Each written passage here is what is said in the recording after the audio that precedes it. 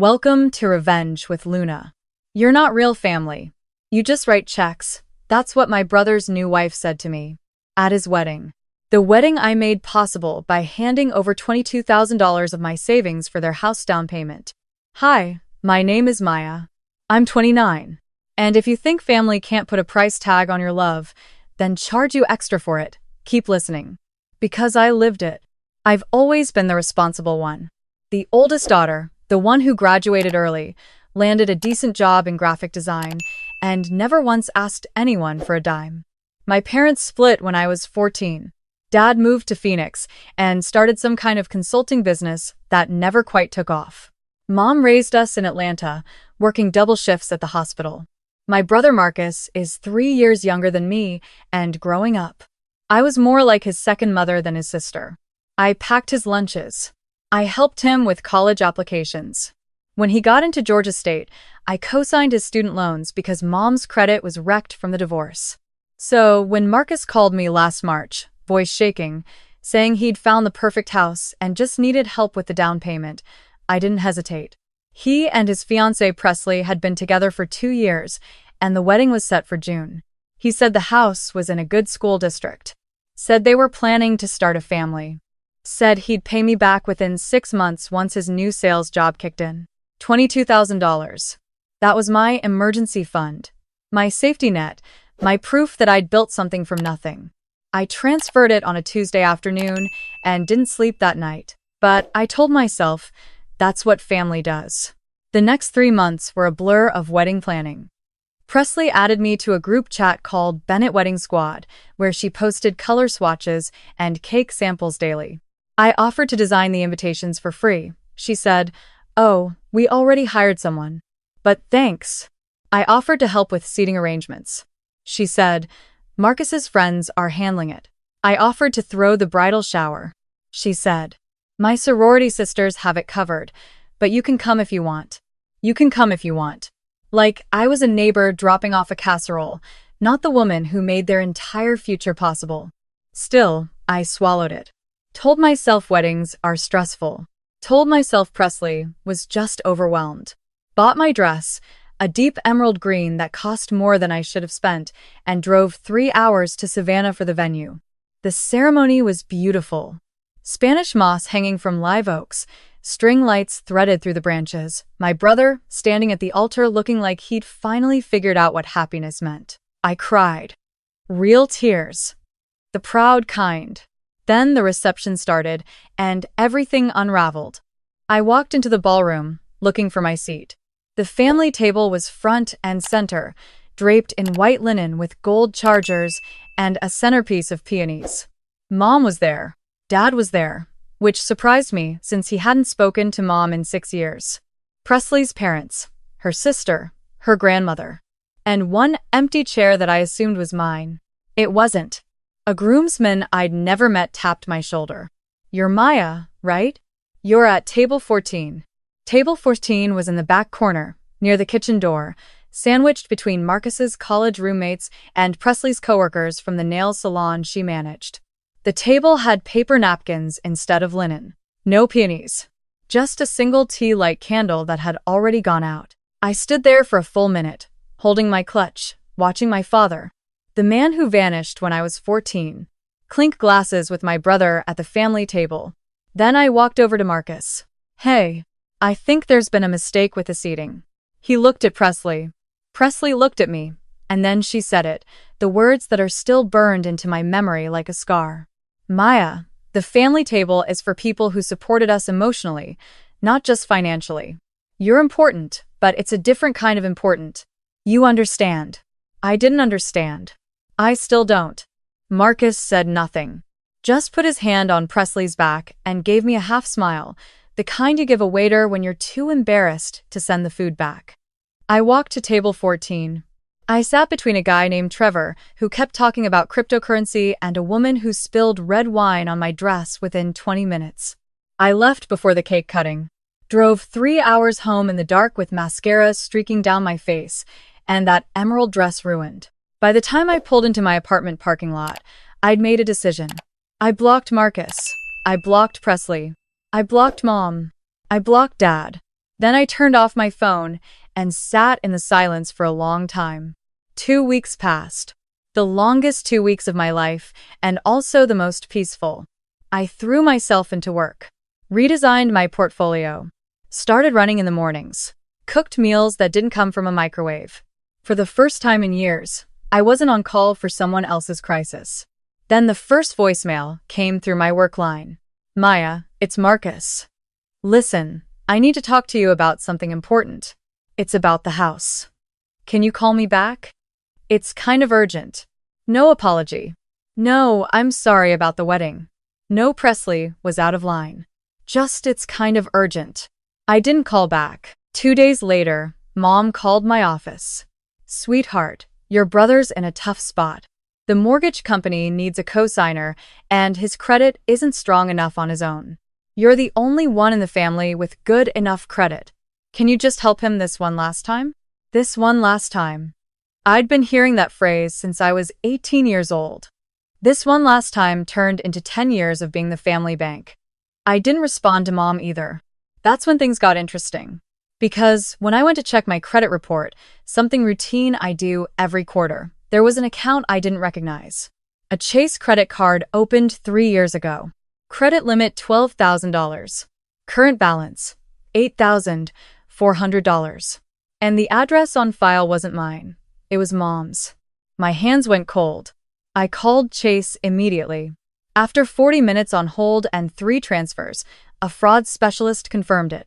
The card had been opened using my social security number, my date of birth, and a slightly different version of my name, Maya R. Bennett instead of Maya. Renee Bennett. Monthly payments had been made from an account I didn't own. The charges were a mix of retail stores, restaurants, and something called Phoenix Growth Partners LLC. Phoenix, where Dad lived. I sat at my kitchen table for an hour, staring at the screen. Then I pulled up my bank records from March, the $22,000 transfer I'd made for Marcus's down payment. The receiving account number ended in 4,417. I'd saved the confirmation email. But when I called Marcus's mortgage lender and asked to verify the funds had been applied to the down payment, the representative paused. Ma'am, I don't show a deposit of that amount to this mortgage account. That's impossible. I have the wire confirmation. The account number you transferred to isn't associated with any mortgage account in our system. My stomach dropped. I pulled up the original wire details Marcus had texted me. Account ending in 4,417. Routing number for a credit union in, wait for it, Phoenix, Arizona. The $22,000 I sent for my brother's house had never gone to a house. It went to Dad, the father who left us. The father who was suddenly at the family table at Marcus's wedding like he'd never missed a single birthday. The father who'd been running a failing business for 15 years. My money, his second chance. And everyone at that family table knew except me. That's why I wasn't seated with them. Not because I wasn't emotionally supportive. Because I was the mark, and marks don't sit with the people running the con. Day 15. I filed an identity theft report with the FTC for the credit card. I filed a police report with the Atlanta PD. I contacted an attorney through a women's legal aid clinic downtown. Her name was Diane, mid-50s, silver rings on every finger, and the kind of calm that comes from having seen everything. She looked at my evidence, the wire transfer, the fake credit card, the routing number leading to Phoenix, and said, Maya, this isn't just family dysfunction.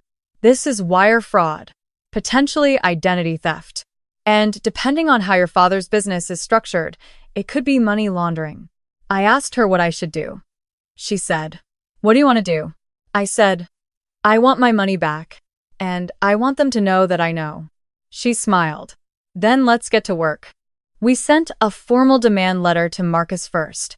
Return of $22,000 within 30 days, or I would pursue legal action.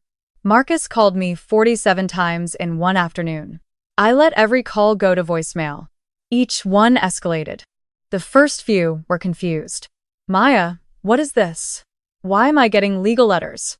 Then they turned defensive. You said it was a gift. You can't just take back a gift. Then panicked. Maya, please. Presley's going to leave me if we lose the house. I saved every voicemail. Diane said they were gold. Then Mom showed up. She knocked on my apartment door at 7 a.m. on a Saturday, still in her hospital scrubs, mascara under her eyes. I opened the door but didn't invite her in. Baby, we need to talk about this. About what specifically? The $22,000 that went to Dad's business instead of Marcus's house? Or the credit card you opened in my name 3 years ago? Her face did something I'd never seen before.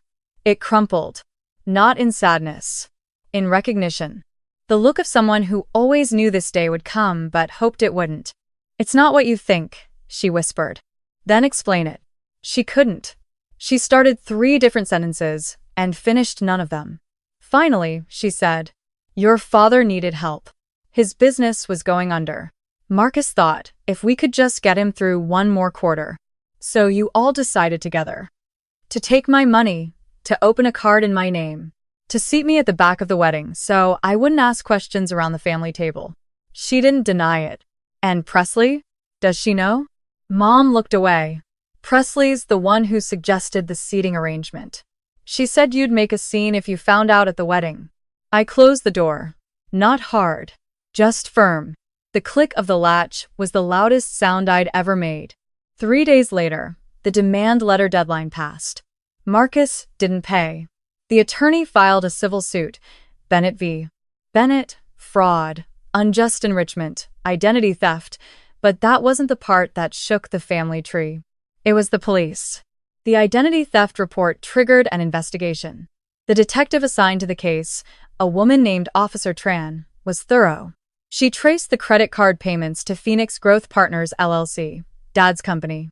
She traced the $22,000 wire to the same LLC account. She found that the LLC had filed for bankruptcy protection 2 months before Marcus called me asking for the down payment, meaning they knew the money wouldn't be used for a house. They planned it. Dad was arrested on a Thursday morning at his apartment in Scottsdale. The charges were identity theft, wire fraud, and criminal misuse of financial instruments. Marcus wasn't arrested, but he was named as a co-conspirator in the complaint. And Mom, because the credit card was mailed to her address, and she'd been making minimum payments from her checking account, was called in for questioning. The local news in Atlanta picked it up. Not front page, just a small piece in the Metro section. Atlanta family under investigation for financial fraud targeting relative. They didn't print my name. I was listed as the victim, a 29-year-old woman. But in the family group chat I'd been removed from months ago, apparently it was chaos. Marcus's wife Presley posted a screenshot of the article and wrote, "This is what happens when you let outsiders into family business." Outsiders. After 10 years of being their safety net, their co-signer, their emergency fund, I was an outsider. My cousin Janelle, the one family member who'd always been straight with me, forwarded me the screenshot. She also sent a message. I always knew something was off. I'm proud of you, Maya. You did the right thing. Janelle was the one person I didn't block. Weeks passed. The civil suit moved forward. Dad's attorney tried to argue the wire was a gift. My attorney produced the text messages where Marcus explicitly wrote, "I'll pay you back in 6 months, I promise. This is for the down payment on the house on Birchwood Lane." Gift, my attorney said in the deposition, doesn't usually come with a repayment timeline and a specific address. The judge agreed. Preliminary ruling in my favor. Full repayment ordered, plus damages pending trial. But here's the part no one expected. Not even me. Marcus called. Not from his phone, from a number I didn't recognize. I picked up thinking it was a client. "Maya, please don't hang up." I didn't hang up. I know I messed up. I know what Dad did was wrong. I knew about the money going to Phoenix. I told myself it was temporary. That Dad would pay it back and I'd use the next round to actually buy the house. But it got away from me. All of it. I was quiet for a long time. "And the wedding?" I asked. "The seating?" He paused. Presley said it would be easier. That if you were at the family table, Dad would be nervous, and you'd pick up on something. She didn't want the wedding ruined. "So you ruined me instead." He started crying. The kind of crying that sounds like it's been held in for months. And for a second, just a second, I felt the old instinct. The big sister reflex. Fix it. Comfort him. Tell him it's okay. But it wasn't okay. And I wasn't his mother. Marcus, I loved you enough to give you everything I had. You loved me so little that you stole it. I hope you figure out the difference someday. I hung up.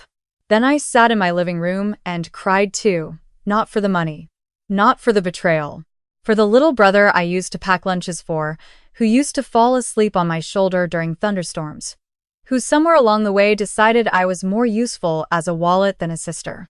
The next morning, I woke up early, made coffee, opened my laptop, and did something I'd been putting off for months. I registered my own LLC, Maya Renee Design Studio. Poured everything I had left into building something that was mine. Not something that could be borrowed or redirected or stolen. Mine. A week later, an envelope arrived. No return address. Inside was a handwritten note on yellow legal paper. Auntie Maya, Mommy and Daddy fight a lot now. I don't know why, but I drew you a picture of us at the park. Can we go to the park again soon? I miss you. Love, Zoe. Zoe. Marcus's 4-year-old daughter. My niece. The one person in that family who loved me without conditions, without invoices, without seating charts. I pinned the drawing to my refrigerator. A stick figure with big curly hair holding hands with a tiny stick figure under a yellow sun. And underneath, in wobbly crayon letters, family. I stood in my kitchen, coffee getting cold, staring at that drawing. And I realized something. I wasn't angry anymore. I wasn't sad. I was just done carrying weight that was never mine to carry. That Saturday, I drove out to Lake Oconee. Rented a cabin for 2 nights. Just me, a journal, and a bag of books I'd been meaning to read for years. The first morning, I walked out to the dock barefoot. The water was still, the air smelled like pine and wet earth, and the only sound was a bird I couldn't name singing from somewhere in the trees. I sat there until the sun was fully up. No phone buzzing. No voicemails. No guilt disguised as family obligations.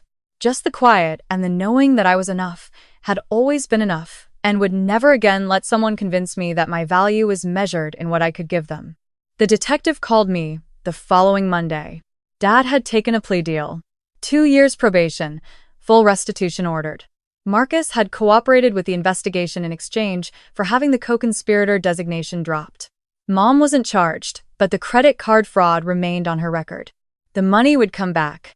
Slowly, in installments, but it would come back. And Presley? She filed for divorce 3 weeks after the investigation went public. Turns out she didn't sign up for a husband with a fraud case and a family who made the evening news. Marcus moved back into Mom's house. The house on Birchwood Lane that my $22,000 was supposed to buy never existed. It was a listing Marcus pulled off Zillow to make the story convincing. But I didn't find any of that satisfying. Not really. The satisfaction came from something smaller, something no courtroom could deliver. It was a Tuesday evening.